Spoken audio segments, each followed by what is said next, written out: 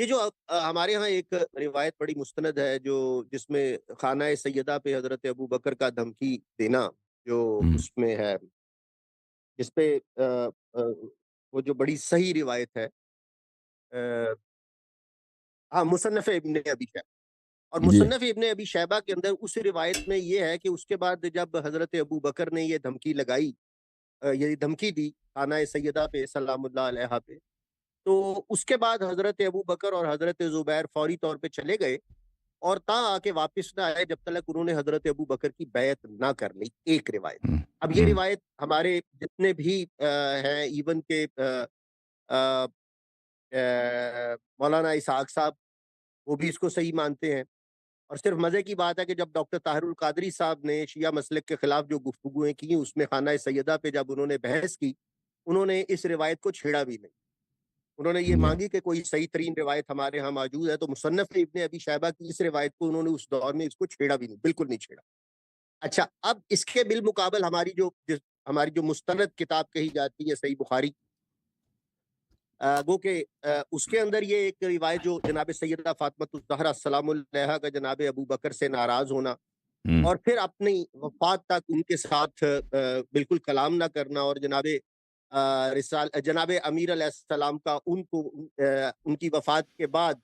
جب لوگوں کی توجہ ان سے مبذول ہو جاتی ہے تو پھر ان کا حضرت ابو بکر سے بیعت کرنا، یعنی 6 ماہ تک جناب رسالت مآب صلی اللہ علیہ وسلم کے وصال کے بعد جناب سیدہ حیات رہیں، اس دوران میں جناب علی نے بیعت نہیں کی، مگر چھ جی ماہ کے بعد بیعت کی۔ اب یہ صحیح بخاری کی حدیث ہے اور اس حدیث کو بھی درست تصور کیا جاتا ہے اور صحیح مانا جاتا ہے۔ اچھا، اس کے بعد دوسری جو حدیث ہے وہی مصنف ابن ابی شیبہ والی، اس میں ہے کہ فوری طور پہ حضرت ابو بکر کی خلافت ہی کے دوران جناب جب حضرت عمر نے ان کو یہ دھمکی دی تو اس کے بعد حضرت ابو بکر اور حضرت زبیر چلے جاتے ہیں اور کہ جب تک وہ بیعت نہیں کر لیتے واپس نہیں آتے، حدیث وہ بھی جی درست ہے۔ اگر ہم وہاں مانتے ہیں تو یہ والی حدیث جس میں حضرت بخاری کے اندر حضرت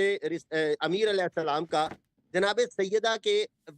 وصال تک بیعت نہ کرنا، مطلب اور سیدہ کا ناراض ہونا، اگر ہم وہ مان لیتے ہیں تو یہ غلط ٹھہرتی ہے، اور اگر ہم یہ مان لیتے ہیں تو وہ غلط ٹھہر لیتی ہے۔ اگر دونوں حدیثیں درست ہیں تو ان میں ہم تطبیق کیسے کریں، یہ میرا سوال ہے۔ عرض یہ ہے کہ دیکھیں جو عائشہ کی حدیث ہے نا، جو 6 مہینے والی حدیث ہے وہ یہ ہے بخاری میں ہے، اس میں واضح الفاظ یہ ہیں کہ امیر المومنین علیہ السلام نے وہ 6 مہینے سے پہلے بیعت نہیں کیا تھا۔ یہ حدیث نمبر 4241 اور 4240 دفنها زوجها علي عليه السلام ليلا ولم يؤذن بها أبا بكر وصلى عليها وكان لعلي عليه الصلاة والسلام من الناس وجه حياة فاطمة فلما توفيت استنكر علي عليه السلام وجوه الناس فالتمس مصالحة أبي بكر ومبايعته ولم يكن يبايع تلك الأشهر۔ ان ابھی تک جب تک فاطمہ زہرا سلام علیہا زندہ تھی، امیر المومنین علیہ السلام نے ابو بکر کے ساتھ بیعت نہیں کیا تھا۔ یہ کس کا قول؟ عائشہ کا قول، اور عائشہ بہت ہی واضح ہے کہ وہ اپنے والد کی خلافت کو سب سے بہتر جانتی ہے اور اپنی والد کی خلافت کی تصحیح کے لیے، صحیح ہونے کے لیے سب سے زیادہ وہ کوشش کرے گی۔ اگر اس سے پہلے امیر المومنین علیہ السلام نے بیعت کی ہوتی تو عائشہ اس طرح واضح الفاظ میں نہ کہتی کہ اس سے پہلے، اور اس طرح، اور سب سے بڑا جو اپوزیشن تھا، جو حزب اختلاف تھا، ابو بکر کے مخالف گروہ تھا، اس کا لیڈر امیر المومنین علیہ السلام تھے، یعنی کوئی اور تو تھا نہیں ابو بکر کو چیلنج کرنے والا، صرف علی علیہ السلام تھے۔ اگر انہوں نے پہلے سے بیعت کی ہوتی ہے تو عائشہ سے اتنی بڑی غلطی نہ ہوتی کہ وہ کہہ دیتی کہ اس سے پہلے انہوں نے بیعت کیا ہی نہیں تھا۔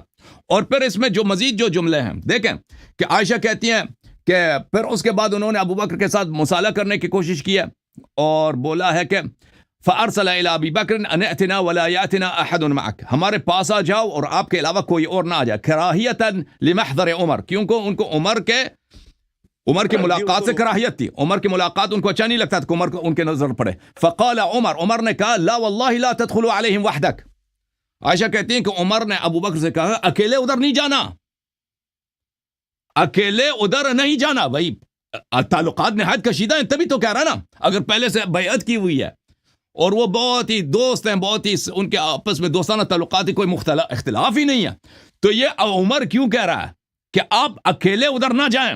کیوں؟ اور ابو بکر کا جواب دیکھیں، ابو بکر کہتا ہے وَمَا عَصَيْتَهُمْ أَن يَفْعَلُوا بِي، تم کیا سمجھتے ہیں وہ میرے ساتھ کیا کریں گے؟ یعنی اس کے جواب سے بھی پتہ چلتا ہے کہ عمر کو ڈر ہے کہ امیر المومنین علیہ السلام نے خلیفہ بادشاہ صاحب کو ادھر بلایا، بادشاہ صاحب کو وہ صفایا نہ کرتا اپنے گھر میں، ٹھیک ہے نا، بادشاہ صاحب کو، خلیفہ صاحب کو وہ کبھی بھائی دوسری دنیا بیچ نہ دیں. تو یہ بہت واضح، اور یہ کس کے الفاظ ہیں؟ عائشہ کے الفاظ ہیں. عائشہ کے الفاظ نہایت واضح طور پہ دلالت کرتی ہیں کہ اس سے پہلے بیعت کبھی نہیں ہوئی تھی، لیکن عائشہ ادعا کر رہی ہے ابھی 6 مہینے کے بعد بیعت ہوئی ہے. اور عائشہ جو ہے سنہ 57 میں اس کی وفات ہے، ٹھیک ہے نا، وہ تو بہت عرصے رہی ہے، تو وہ تو بہت کچھ ادعا کر سکتی ہے جو صحیح نہ ہو کہ بیعت ہوئی یا نہیں ہوئی. بہرحال ہم نہیں مانتے. بہرحال عائشہ کے اپنے الفاظ میں بھی، عائشہ کے الفاظ میں بھی یہ ہے کہ یہ بیعت بھی تقیہ کی وجہ سے تھا، کیونکہ دیکھیں فلما توفیت استنکر علی وجوہ الناس فالتمس مصالحة ابی بکر ومعاویہ، کہ امیر المومنین علیہ السلام نے مجبوری کے تحت، خود عائشہ کہتی ہے کہ جب تک زہرا سلام اللہ علیہا زندہ تھی تو لوگ ان کی عزت کرتے تھے، ان کا بڑا پاور تھا، امیر المومنین علیہ السلام کو بڑا امیج تھا. جب ان کی شہادت ہوئی ہے زہرا سلام اللہ علیہا کی، تو پھر امیر المومنین علیہ السلام کو مجبوراً بیعت کرنی پڑی ہے. عائشہ کے بھی حدیث میں یہی ہے کہ جو 6 مہینے کے بعد جو بیعت ہے وہ بھی رضا سے نہیں ہے، وہ بیعت جو ہے اکراہ سے اور مجبوری کے تحت ہے. بہرحال ہم اس بیعت کو مانتے ہی نہیں ہے، یہ تو ہمارے نزدیک صحیح نہیں ہے. ٹھیک ہے، اللہ آپ کو عزت. مطلب بات یہ میرا اس میں یہ سوال یہ رہا کہ پھر وہ جو مصنف ابن ابی شیبہ والی روایت کا وہ جو دوسرا حصہ ہے، اس پہ پھر ہم یہ تصور کریں گے کہ گئے تھے مگر وہاں بیعت والا کوئی کام نہیں، بھیا لے کے گئے تھے، زبردستی لے کے گئے تھے. ابن ابی شیبہ کی جو روایت ہے، میں دیکھتا ہوں اس میں کیا، یہ آپ نے جس کی طرف اشارہ کیا ہے اس میں طلحہ زبیر کا تو ہے، طلحہ زبیر کا تو ہے اس میں. ایک منٹ، آپ ذرا پلیز دیکھیے، آپ کے سامنے آ جائے گی اس وقت. ابھی میں لے کے آتا ہوں، ابھی میرے پاس. اور اس کے بعد ایک سوال کی اجازت اور دیں گے، مختصر سا سوال ہوگا. وہ جی یہ کتاب ہے، دیکھیں اس میں امیر المومنین علیہ السلام کی بیعت نہیں ہے. کتاب المصنف فی الاحادیث والآثار، یہی جو اسلم العدوی کی جو حدیث ہے، زید ابن اسلم اپنے والد سے جو روایت کرتے ہیں، اس میں یہ ہے کہ جو لوگ آتے تھے وہاں پر حضرت زہرا سلام اللہ علیہا کے گھر میں، وہ کون تھے؟ علی و زبیر، علی علیہ السلام و زبیر تھے، اور بھی لوگ ہوں گے نا، کیونکہ عمر نے کہا ان اجتمع هؤلاء النفر عندك، اگر یہ جماعت آپ کے نزدیک جمع ہو جائے، یہ جماعت آپ کے نزدیک جمع ہو جائے نا. اس میں دوسرے احادیث میں ملتا ہے کہ اور بھی لوگ تھے وہاں پر. یہاں پہ تو صرف زبیر کا ذکر ہے، لیکن یہ جماعت تھی جو وہاں پہ آ کے مشورے کرتے تھے، ٹھیک ہے نا. ہاں، تو یہ لوگ فانصرفوا راشدین فرعوا رأیکم، تم اپنا مشورہ کرو، یہاں سے چلے جاؤ، ولا ترجعوا، اس ہمارے گھر میں نہ جاؤ. فانصرفوا عنها فلم يرجعوا حتى اليها حتى بايعوا ابا بکر. تو یہ دوسرے لوگوں کی بات ہو رہی ہے، یہ امیر المومنین علی علیہ السلام کی بات نہیں ہو رہی ہے کہ امیر المومنین علیہ الصلوۃ والسلام سے زہرا نے نہیں بولا ہے. دیکھیں یہ لوگوں سے ہے کی بات ہے جن سے زہرا نے بولا کہ تم ادھر نہ آ جاؤ، ہاں ادھر نہ آ جاؤ، یہاں سے چلے جاؤ کہ یہاں پہ ہمارے گھر پہ حملہ ہوگا، آگ لے کے آئیں گے یہ لوگ. تو یہ حضرت زہرا سلام اللہ علیہ کبھی اپنے شوہر سے یہ نہیں کہیں گے کہ تم ادھر نہ آؤ، جب وہ آگ لے کے آئیں گے نا، وہ تو اپنے شوہر سے تو نہیں کہیں گے، وہ غیروں سے کہیں گے جن کا جو یہاں رہتے نہیں ہیں، ان سے بات ہوئی ہے. جی اچھا، طارق صاحب تو ابھی آئے نہیں، ایک سوال کی اور اجازت مل جائے گی.